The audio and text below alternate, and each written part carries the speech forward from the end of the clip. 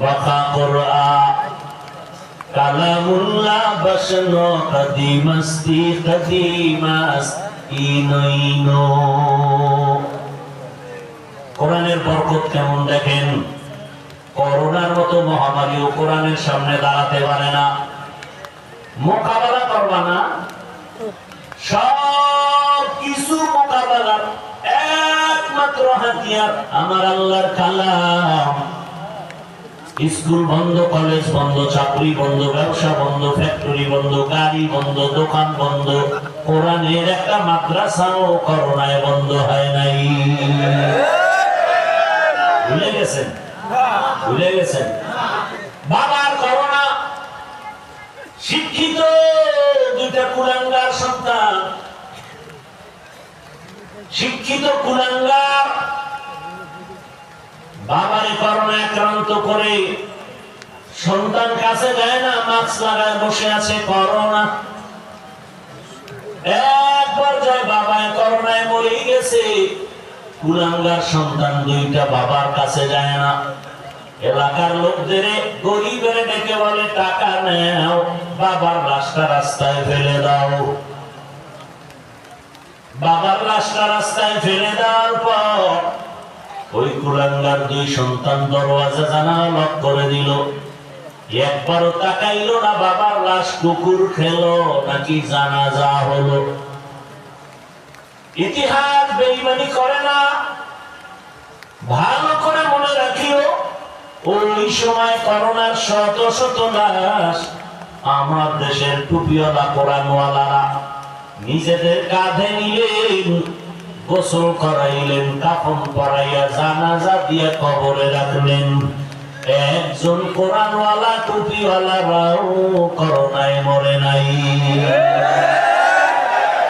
কালামে জিন্দা কোরআনে হাকিম হিকমতে উলায়া জালাস্তু কদিম বাখা কোরআন কালামুল্লাহ বশনো কদিমাস্তি কদিমাস ইনইনো।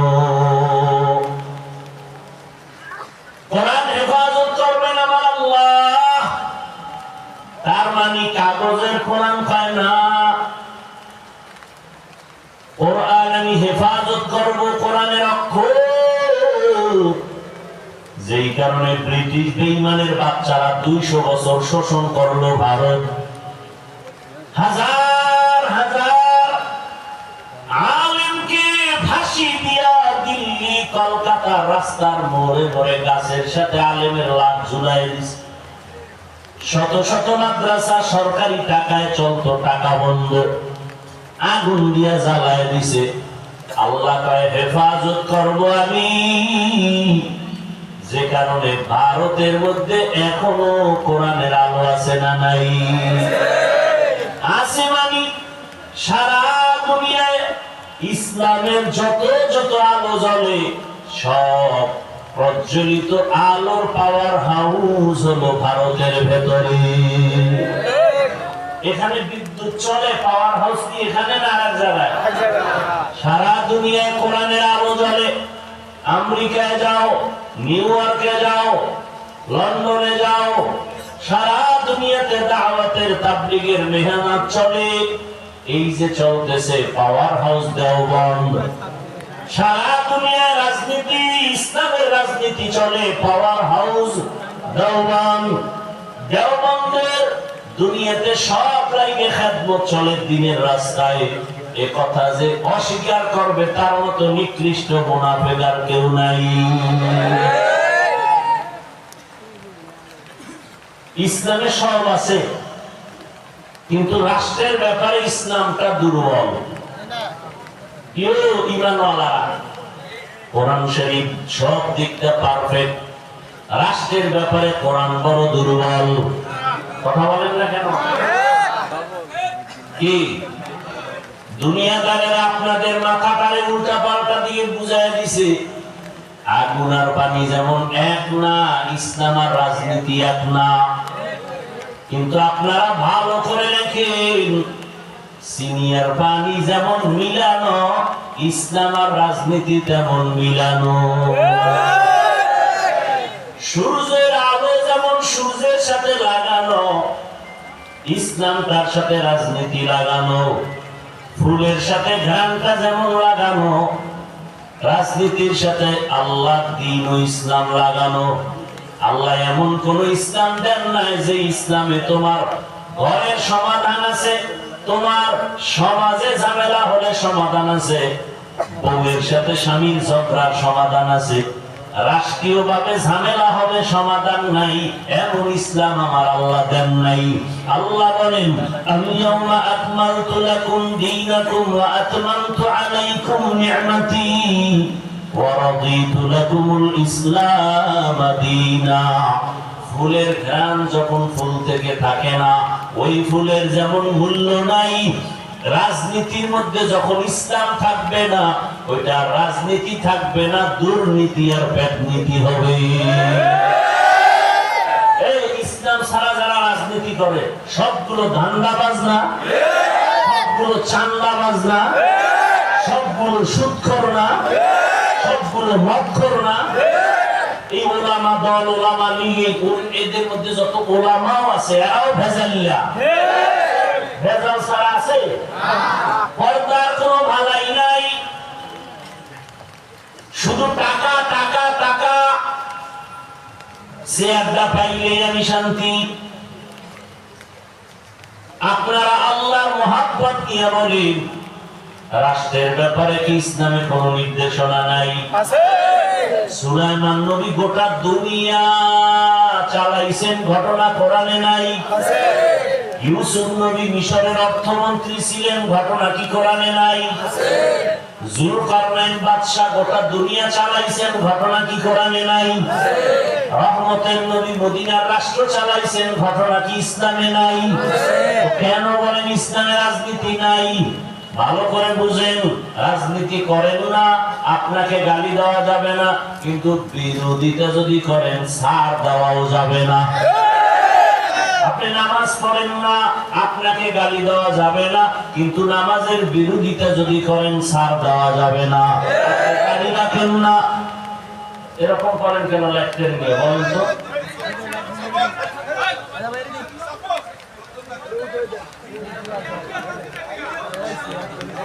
এত ডিস্টার্ব, আর এক একজনের রক্ত এত ঠান্ডা, ওরা সইতেই পারেন।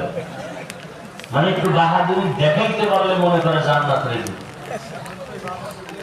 মসজিদে গেলে দেখবেন সবদিন পকেটে মোবাইল, একজনে ভুলে রিংটোন বন্ধ করতে পারে না, ভুলে রিংটোন বাজ 13 জনে লইয়া পড়ে। তাই তুমি মোবাইল চালাও, বুঝো না কিছু না, কিন্তু ওই আহাম্মকেও কিন্তু বহুবার ধরা দিয়েছে। একটা মানুষের ভুল পাইলে তার জাগাত বেইজ্জতি করে দেবে, জাগাত। কারণ কি? ঝামেলা কেন? ইসলাম নয়।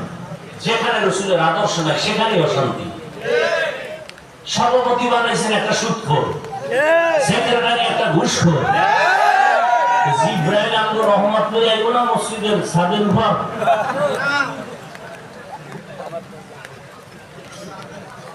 আল্লাহ হেদায়েত দান করুন। আমিন।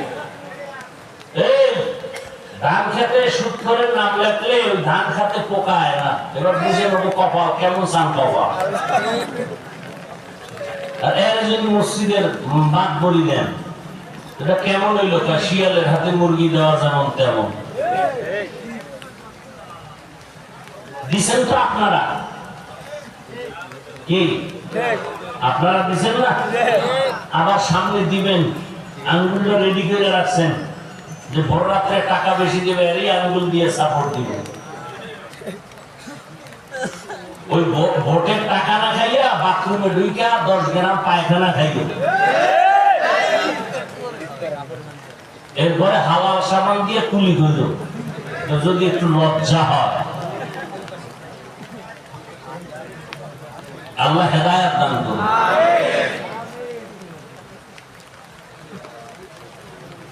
বয়ান কি কামে লাগবে? মোটর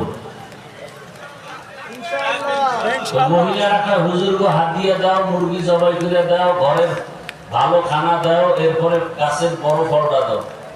হুজুরেরা দি ভোট চায় না, এটা করা যাবে না, কারণ এখানে হুজুর গাইনে লাভ নাই, এটি হুজুরের কাম না। এটি যারা বইয়া মদের বোতল লইয়া বসতে পারবে এগো কাম। আবার হুজুর বানলে আমরা বিপদটা কেন পায়, হাত মোজা পরাবে, পাও মোজা পরাবে, এক জাহান্নামের আযাব শুরু হয়ে যাবে। এই ভয় অন্তরে অনেকে।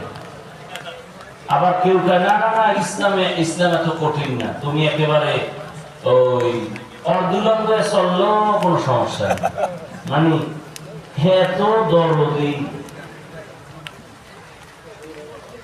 ইসলামে বাড়াবাড়িও নাই, সারাসারি।